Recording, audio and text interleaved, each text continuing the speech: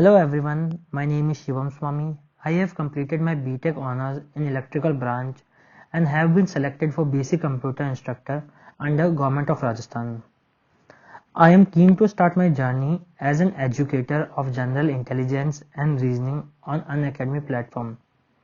As I have been preparing for different government exams, I have a clear view of what type of questions can be framed and how to attempt them in a more efficient way with the help of short tricks and exam hall strategies. I have been preparing on your platform from past 2 to 3 years under some of the top educators, and I have observed their teaching methods and understood the whole trajectory and advancement of a lesson. I think I am a hardworking person who has a passion about teaching and very keen to learn new methods and improve myself under this internship program. My experience of preparing for government exams will surely help the students as I know how to manage the syllabus in a given period of time. And I think this will all add up and help me achieve the general objective of an efficient lecture. Now moving on to the exam pattern of SSC JEE. The SSC JEE exam consists of two papers, paper 1 and paper 2. Paper 1 has only objective type questions, or we can say MCQ questions will be there, while paper 2 has only descriptive or can say written questions will be there. So now coming on to the exam pattern of paper 1. So student जो paper 1 होगा ये 3 section में divide रहेगा: general intelligence and reasoning, general awareness and general engineering.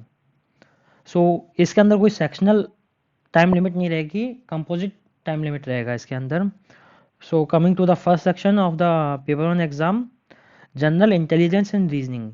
इस section के अंदर अपन को 50 questions मिलेंगे और हर क्वेश्चन का वेटेज रहेगा 1 मार्क.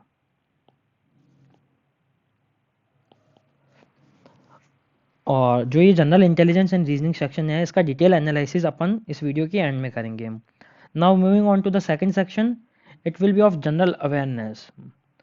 सो स्टूडेंट जनरल अवेयरनेस के अंदर स्टैटिक जीके का पोर्शन रहेगा, ओके, करंट जीके भी आएगा और जनरल साइंस का भी कुछ पोर्शन इसके अंदर इंक्लूड होगा. सो इसके भी 50 क्वेश्चंस पूछे जाएंगे और वही सेम 1 मार्क ईच रहेगा हर क्वेश्चन के लिए वेटेज. और जो मोस्ट इम्पॉर्टेंट सेक्शन है वो है जनरल इंजीनियरिंग का. अभी तक अपन ने जो 2 सेक्शन देखे थे ये दोनों नॉन टेक के थे, पर ये जो लास्ट सेक्शन है, जो थर्ड सेक्शन है, ये टोटली अपना टेक्निकल रहेगा. जो भी आपने स्ट्रीम सेलेक्ट की है उसके रिगार्डिंग आपको 100 क्वेश्चंस देखने को मिलेंगे यहाँ पे, और यहाँ पे भी वेटेज सेम ही रहेगा 1 mark each. Okay, so the main challenge is the time limit. We will have time limit of 2 hours only, so we can say we have 120 minutes to go through 200 question and attempt them in a precise manner. Okay, so बच्चों अपन को देखना है कि अपन 200 question इस time limit के अंदर अच्छे से एनालिसिस कर पाएँ, उनका देख पाएँ, उनको सॉल्व कर पाएँ. और हाँ, मैं बताना भूल गया हूँ, इस पेपर के अंदर जो भी आपका क्वेश्चन गलत होता है तो उसमें 1/4 नेगेटिव मार्किंग रहेगी. 1/4 negative mark will be there. The two major factors that can help us attempt this exam in a much precise way are speed and accuracy. सो अपन को इन दोनों चीज़ों को कंसिडर करते हुए चलना है, तभी अपन मिनिमम नेगेटिव क्वेश्चंस करते हुए मैक्सिमम अटेम्प्ट कर सकते हैं इस पेपर के अंदर. So after clearing paper 1 you will be eligible to attempt paper 2 exam. Student जो एग्जाम 2 होगा, पेपर 2 होगा अपना, उसके अंदर पूरा डिस्क्रिप्टिव अपन को मिलेगा और ये 300 मार्क्स का होगा और इसके लिए अपन को मिलेंगे 2 आवर्स. सो इसके अंदर जो भी आपके रिस्पेक्टिव ब्रांच है उससे रिलेटेड आपको क्वेश्चंस फेस करने पड़ेंगे, like civil, student will have to deal with civil questions and so does the electrical and mechanical student have to do. Now moving on to detailed analysis of general intelligence and reasoning syllabus.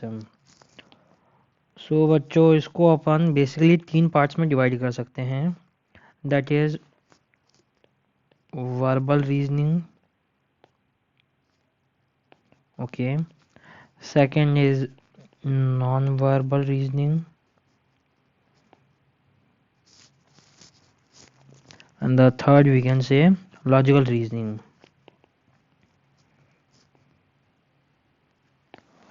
So ये जितने भी topics हैं basically ये इसका detailed version है। तो मैंने ये पूरे जितने भी 15 टॉपिक्स हैं ये ऑफिशियल SSC के सिलेबस को रेफर करते हुए यहाँ लिख दिए हैं। Now moving on to the first topic that is analogism. In this we have to find common relational system between two situations.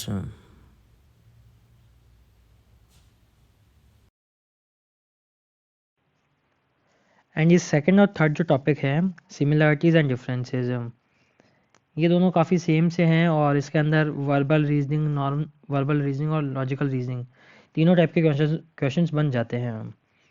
तो बेसिकली 4 ऑप्शंस दे दिए, उनमें से 3 सिमिलर हो गए, एक डिफरेंट हो गया, तो उसको एलिमिनेट करना, इस टाइप के क्वेश्चन इसमें बेसिकली बनते हैं। एंड देन स्पेस विजुअलाइजेशन, इसके अंदर स्टूडेंट्स जैसे कि आपको कोई इमेज दे दी है 3D, तो अब उस 4 ऑप्शंस दे देंगे, उसमें पूछा जाएगा कि इसका टॉप व्यू क्या है, साइड व्यू क्या है, राइट और लेफ्ट व्यू। 3D का 2D व्यू अपन को ऑप्शन में सेलेक्ट करना पड़ेगा। ओके, और you can say foldable figures. Okay, तो ये भी अपन से पूछ सकते हैं। तो इसमें भी 2-3 टाइप के क्वेश्चंस बनते हैं जो डिस्कस करेंगे। Then problem solving is also one of the topic, analysis and या the judgement and decision making, ये दोनों आते हैं लॉजिकल रीजनिंग के अंदर। इसमें MCQs लगाऊंगे तो आपकी बेसिक अंडरस्टैंडिंग डेवलप हो जाएगी, तो उस बेसिस पे ये सॉल्व हो जाएंगे।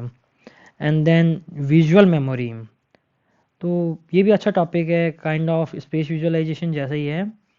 इसके अंदर मिसिंग पार्ट जो होता है अपना, मिसिंग पार्ट मतलब एक इमेज दे दी है, उसके 3 पार्ट्स दे दिए, तो जो 4th पार्ट होगा तो वो अपन को फाइंड आउट करना है, तो मिसिंग पार्ट। ओके, और नेक्स्ट फिगर,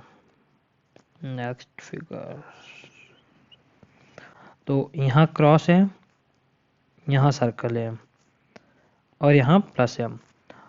सेकंड फिगर दे दिया जिसके अंदर इनको इंटरचेंज कर दिया और इनको इंटरचेंज कर दिया। ओके, तो यहाँ सर्कल आ गया, यहाँ क्रॉस आ गया और यहाँ प्लस आ गया। ठीक है, अब ये थर्ड इमेज हो गई है, इसके अंदर देख लेते हैं। अब इसको एंटी क्लॉकवाइज रोटेट कर दिया, यहाँ सर्कल आ गया, यहाँ प्लस आ गया, यहाँ क्रॉस आ गया। तो अब पूछेंगे 4th फिगर क्या बनेगा, तो 4th फिगर तो अब आपको एनालिसिस करना पड़ेगा कि फर्स्ट टाइम इंटरचेंज किया गया है, फिर क्लॉकवाइज रोटेट किया गया है, फिर वापस इंटरचेंज किया गया है, तो अब इसमें क्या होगा, इंटरचेंज होगा। सो यहाँ तो आ जाएगा ब्लैंक और यहाँ आ जाएगा प्लस, और ये इंटरचेंज हो जाएंगे, तो यहाँ आ गया क्रॉस और यहाँ आ गया circle. So these type of questions will come under visual memory. Okay, and बाकी अपन आगे डिटेल में डिस्कस करेंगे। And then discrimination and observation. Okay, then relationship concepts, ये भी काफ़ी इम्पॉर्टेंट और इंटरेस्टिंग टॉपिक है। इसके अंदर से भी काफ़ी क्वेश्चंस आते हैं और इसके लिए काफ़ी प्रैक्टिस का रिक्वायरमेंट रहता है।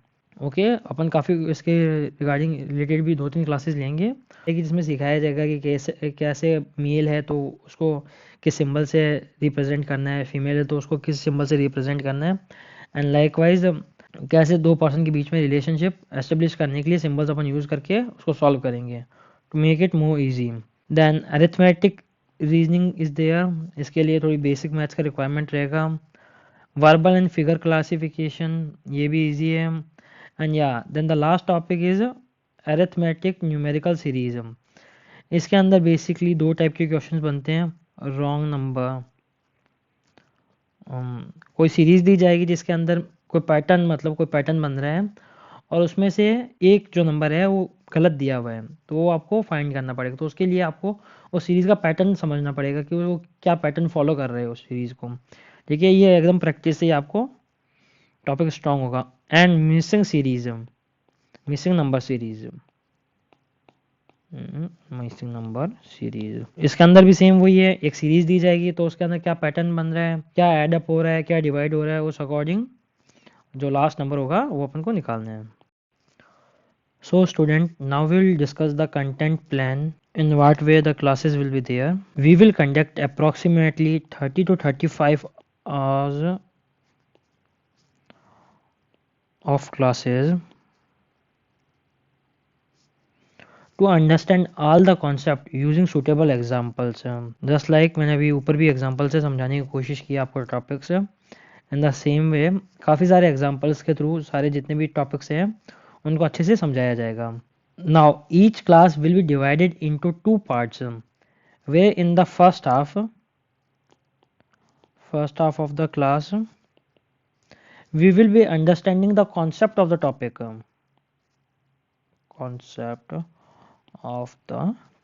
okay, and in the second half we will be applying the concept. In second half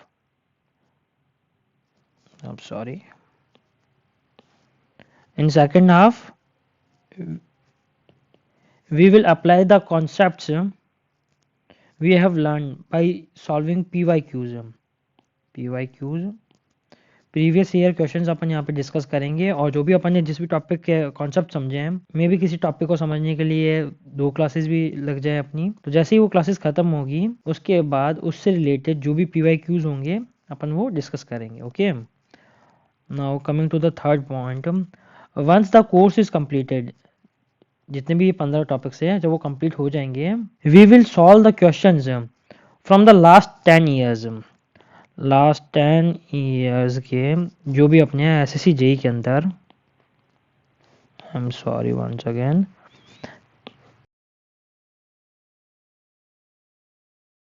reasoning के अंदर क्वेश्चंस आए हैं, रीजनिंग सेक्शन के अंदर जितने भी क्वेश्चंस आए हैं लास्ट 10 ईयर्स के अंदर डिस्कस करेंगे, और उनसे रिलेटेड और भी कुछ न्यू कॉन्सेप्ट्स है, न्यू ट्रिक्स है, वो डिस्कस करेंगे। इसके अंदर भी अपन को 25 से 30 आवर्स लग जाएंगे आराम से। तो 35 आवर्स तो अपनी क्लासेस हो गई, और उसके बाद प्रैक्टिस के 30 आवर्स अपन लेके चल रहे हैं। और लास्ट पॉइंट है, every Sunday I will take a test consisting of all the topics dealt with during this week. Every Sunday अपन ने जितना भी कॉन्सेप्ट समझे हैं उस वीक के, उस सबसे रिलेटेड MCQs जो अपन शायद कर चुके हैं या जो अपन को करने हैं, न्यू एंड ओल्ड एग्जाम्पल्स अपन डिस्कस करेंगे। तो it will be kind of micro test only. और बाकी जो भी आपके डाउट्स रहेगी पूरे वीक की, वो अपन क्लास पे क्लास तो लेते ही रहेंगे। बाकी और भी आप जो प्रैक्टिस कर रहे हो उसके रिगार्डिंग जो भी डाउट्स रहेंगे तो वो अपन संडे को ही डिस्कस करेंगे। So in this way I think we will master all the 15 topics of reasoning, and I think then you can easily attempt 90 to 95% of the questions of reasoning in minimum time period. Thank you so much for watching this video.